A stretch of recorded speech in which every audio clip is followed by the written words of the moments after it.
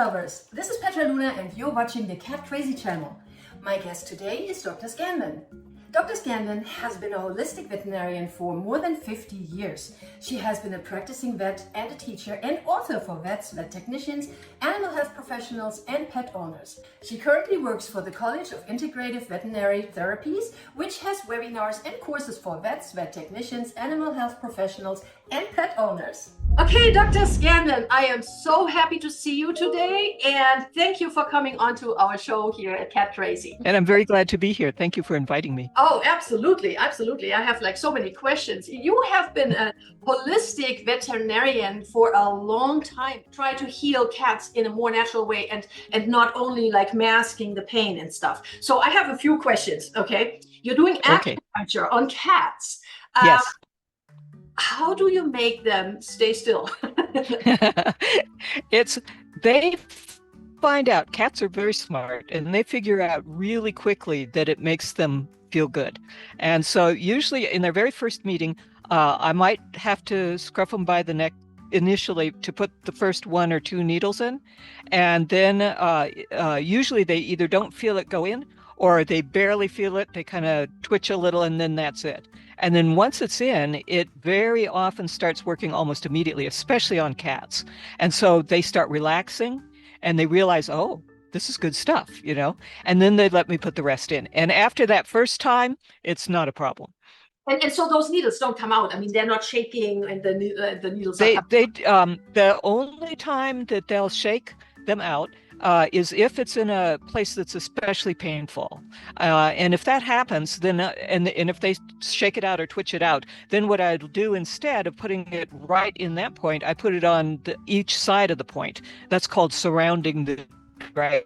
And so each is not as painful as the main part. And then they'll leave that in and then it'll be okay. But they don't get up and shake.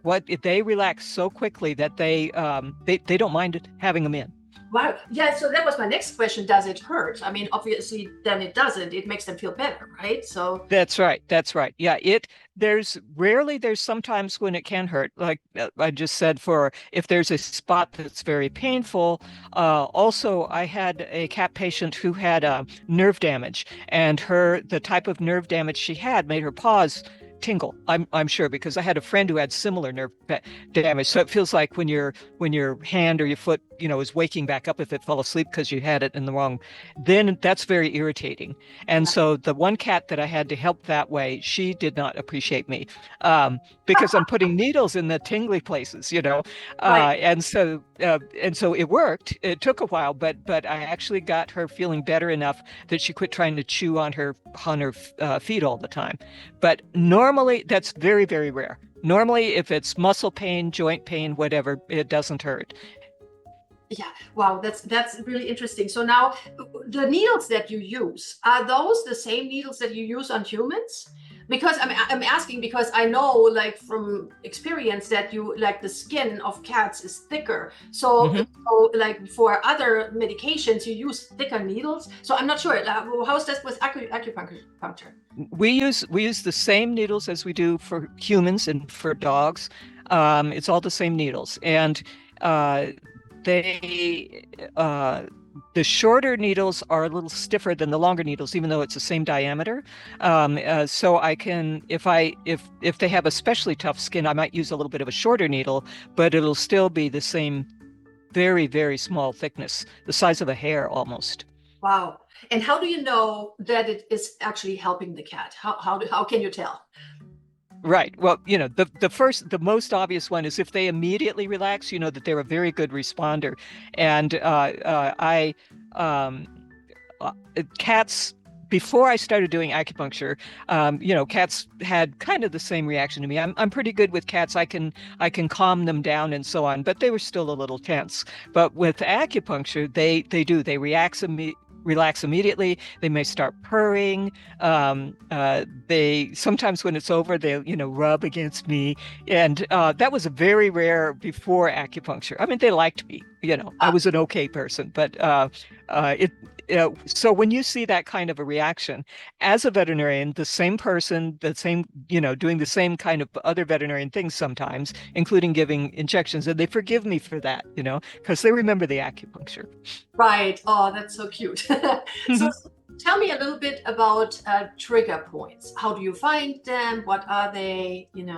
Right. So cats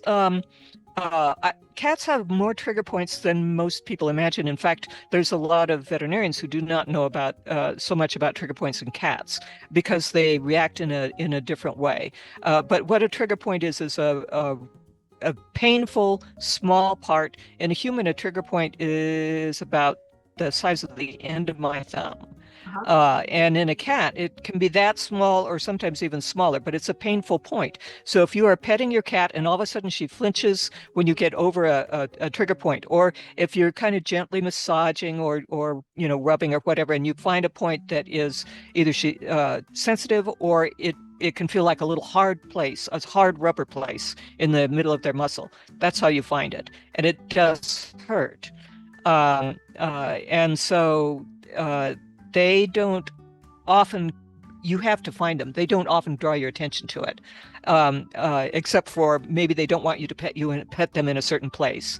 The most common trigger points that I've found in cats are along their necks, the front of their shoulders, and then along their back, especially towards the end of their back where it joins into the pelvis. And so if you're petting your cat and you ever find that they don't want you to pet in those areas, or they just get up and, move away, there's a good chance that there's a trigger point there. And why do you think are these the most dominant trigger points in cats? Is that because of the jumping, falling? Yes. Yeah. Yes, exactly. Where the places that a cat is the most active, that's the place where the trigger points are most likely to happen. And with the neck, they move their necks up, down, round, and so on. And especially, if they were in the wild, they wouldn't be looking up nearly as much as they look up at us, as part of our household. So they're going to put more stress on. It doesn't seem like that should be stressful, but it really, if you consider the way, their head's supposed to be like this, and if they're holding it up like that all the time, then these muscles here are going to get kind of overworked. That makes so much sense. So what do you think about, because like now it's like so trendy to have these elevated cat bowls that are also like a little slanted. Is that something that really helps? It can, yeah. Because so slanted is not as extreme, as straight up. And also, if they are more likely to use their body that way, that is not as a straight up and down type of thing or whatever, then that can strengthen those muscles without putting so much pressure on it. Right. So that would be less likely to develop a trigger point. Yeah, that makes sense. Okay, so now one more question, Dr. Scanlan. You work with CIVT. Tell me a little bit about what you do there and what that is, the organization. Okay, so CIVT it's a college that teaches holistic medicine principles, and they give webinars, they give short courses, they give certificate courses, and they give graduate diploma courses. And they teach, they were originally founded to help certify veterinarians in things like acupuncture, herbal therapy, and so on. But then they started expanding. First, they expanded to veterinary technicians, and then to animal health professionals like yourself that work, with the public. And then now they also give courses for pet owners too. And it's everything from quick webinars to 3-year programs. That's and everything in between. And so they are dedicated. It's veterinarians who teach this. We're all holistic veterinarians, and it promotes the whole holistic health for cats and dogs and sometimes horses. And horses. Wow. Okay, I love that. So if somebody would like to take that course, what's the website? The website is CIV like Victor TEDU.org. Okay, awesome. I think that might be interesting for some of my viewers, and they might want to take one of those courses. We would love to see them come. Yes. We have all kinds of things. That's fantastic. Okay, so there's like all kinds of courses that you can check out, and yeah. That's right. That's right. Yeah. And so there's a lot of introductory webinars, and there's also webinars on very short but interesting things that you might not know about. There's a webinar on essential oils, and there's a short course on essential oils. So there's one example of the kind of thing. So if you can look at a webinar, and if that sounds interesting, and then if that looks good, then you can look and see if we've got a course for that, and continue on from there. I love it. I love it. Well, thank you so much, Dr. Scanlan, for your time today. Thank you for coming on, and I hope to see you again very soon. Oh, I would love to come again. Yes, thank you very much for having me. Thank you. Have a great rest of your day. Bye-bye. And you too. Stay cat crazy.